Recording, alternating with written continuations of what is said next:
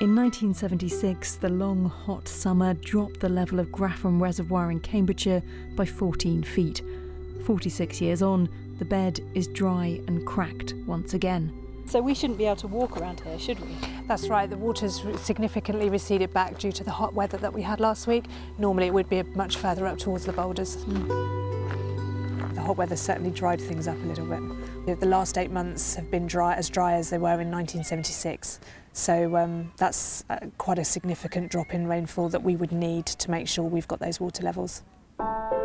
In the first 6 months of this year, every region of England received less rainfall than the long-term average.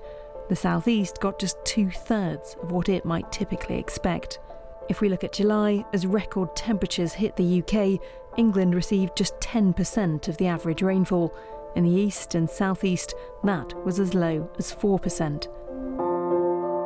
This isn't officially a drought yet, just a prolonged state of dry weather. But the consequences are already clear. Parched landscapes provide the perfect environment for fire to spread. 1/3 of rivers in England are exceptionally low for this time of year. And with heavy rainfall not predicted across August, there are fears this could quickly become the UK's worst drought in decades.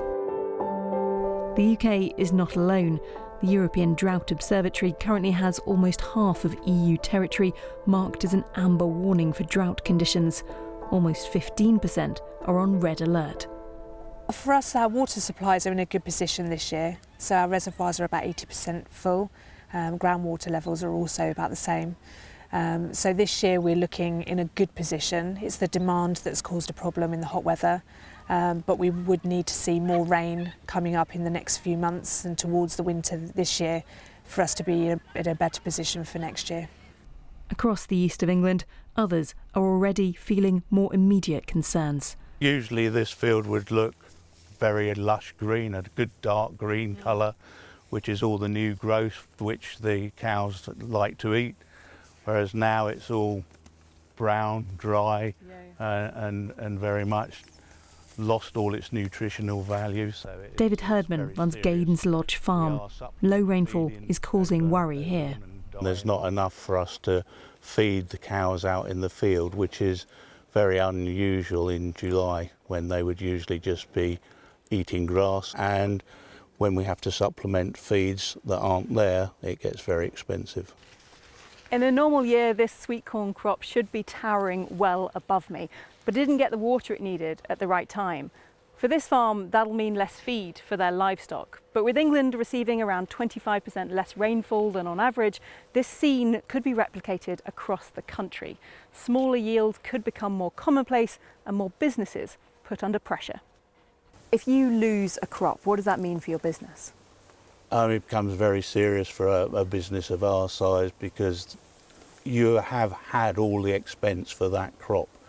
And if you don't get any return, it becomes we're on a knife edge anyway financially, and if a crop doesn't appear, then our income just dries up.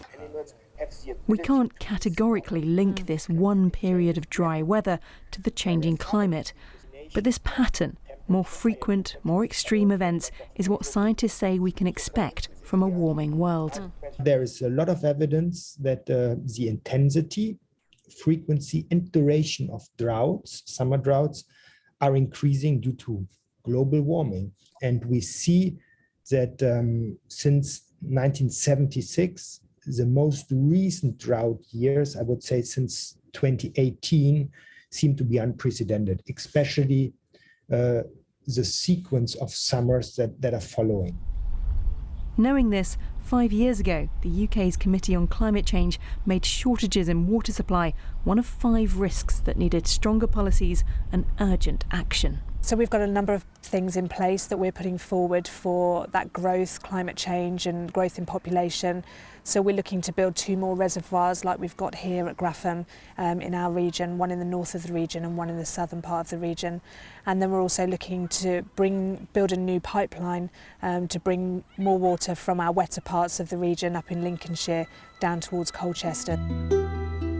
A new reservoir will take 10 years to build. In the short term, we'll need to watch the clouds gathering carefully, judging when more action may be needed to protect supplies.